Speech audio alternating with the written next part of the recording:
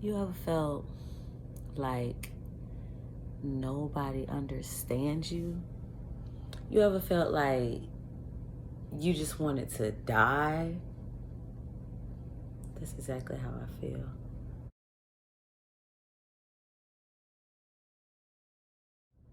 Like, I feel like I can't talk to anybody, that people are just going to judge me.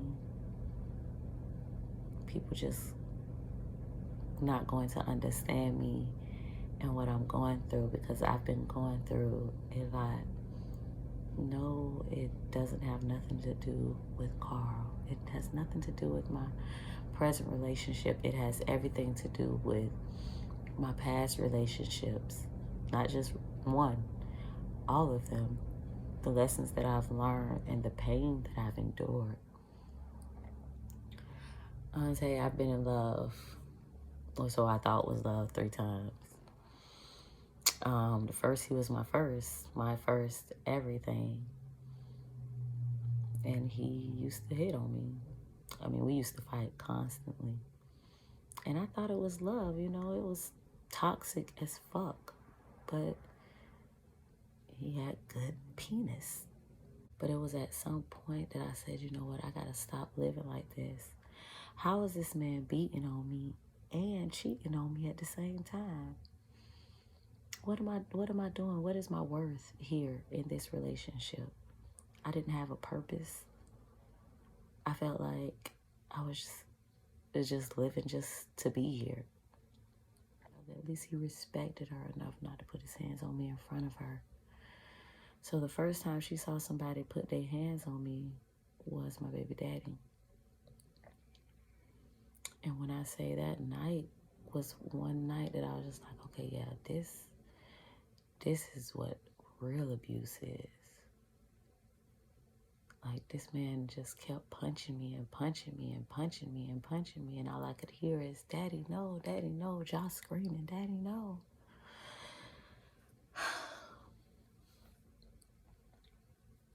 That was the first time she ever saw somebody put their hands on me. Now, when my baby's, she was 4 when her daddy put his hands on me. So that happened. And then I did leave that one. My daddy was like, I told my dad, he was like, well, what you gonna do? Like, he expects you to stay into an abusive fucking relationship. So I knew any time that I was going through something, not to call my daddy. Because he wouldn't protect me. So after that, then I met my ex-husband. Now, this is reasons why I'm so afraid of my now fiance. It's because my ex-husband not one time gave off signs of abuse. Not once. And then we one day just went and got married. Now, before this, we were living in an apartment. It was like a little small ass apartment. Bathroom, kitchen, bedroom, living room was like all in one little space. So, anyways, we went from that to homeless, living in my car. And that's where it all comes down as to, is Carl going to be able to financially take care of me? I'm afraid that I'm going to go back to being homeless. I'm afraid that I'm going to start getting beat on. Even though this man doesn't show any signs of hurtfulness inside of him, I personally don't think that he would hurt a fucking fly. Unless it's doing something to me. But I don't know. I'm so afraid that if I let my guard down again and I give someone else the power over my life, they're going to just hurt me.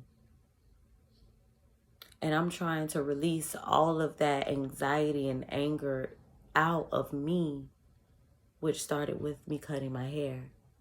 Because there was so much pain and frustration and anger built up inside of my hair just from being pulled and tugged and ripped and yanked. All the negativity that was sitting in there, I wiped it away. But now it's in here. And it's hurting me even more. I just want y'all to know that mental illness is real. Like, my mental is so distraught just off of all of the trauma and the pain and the hurt that I've endured over the past 5-6 years. And now it's like I'm trying to release it and be happy and grow with my new relationship. And it's killing me. And it's not a physical death, it's a spiritual death, because my spirit has been screaming to get out. Like, I need to be free. I need to be free. So I'm freeing myself. I'm freeing myself from the pain, from the anger, from the hurt. All of the stress that's been built up inside of me. I went to see my doctor. He says, Tanya, your blood pressure is extremely high. I've never seen it this high. I'm stressing. And it's not based on the wedding planning or anything like that. It's based on me being afraid of my new husband. Me being afraid of getting hurt. Me being afraid of being homeless again. Me being afraid of not being financially stable and able to take care of my child. Me being afraid of being abused. Yes, it's fear of being abused again, because my first husband didn't show any signs of that. He was so loving and caring and wonderful. And I get this same feeling from Carl, like I love him so much and I know that he loves me. But what if? What if I go back and give someone again the power over me? Same last name. And he does it to me. Now I have to start this cycle all over again of freeing myself. And I'm so afraid I might not make it a second or third time. I have to free myself and free my mind. And I just feel like it's hard.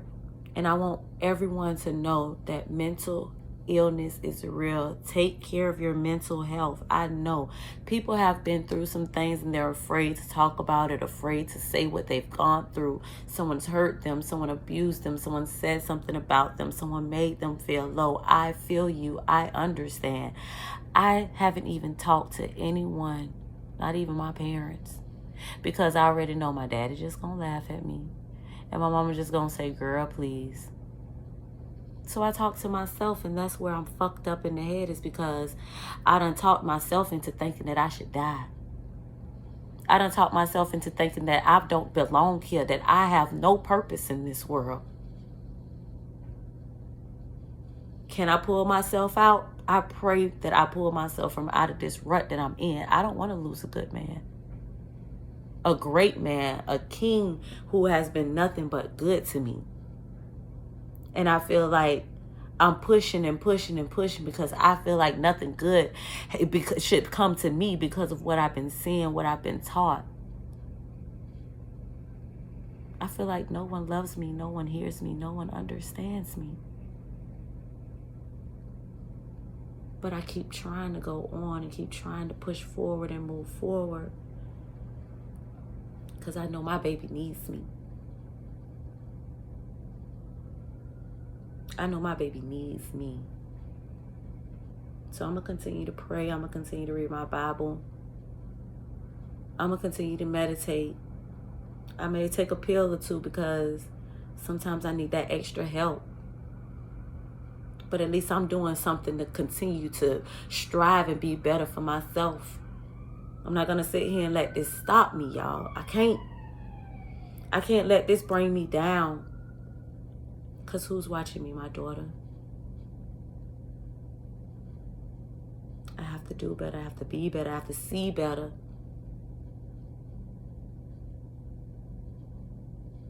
I'm opening my eyes. Spirit is telling me to just open your eyes and just let all of it go. Let the past go. Let the pain go. But I want people to know my story,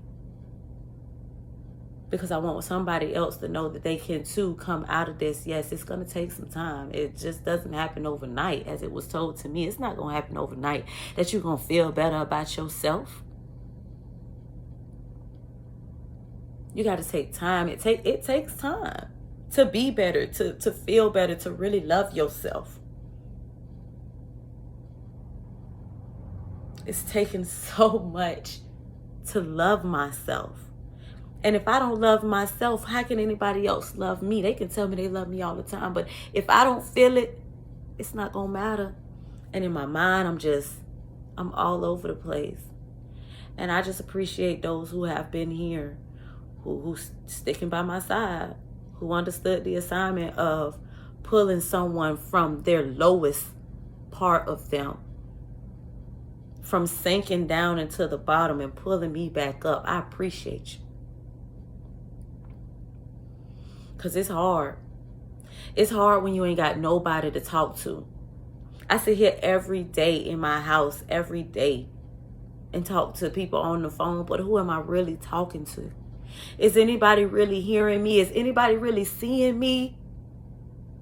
Anybody? Just keep praying for me, because I'm going to continue to pray for everybody else out here, because I want to be strong. Not just for myself, but for others. Just be strong. I love y'all so much. Just pray for me.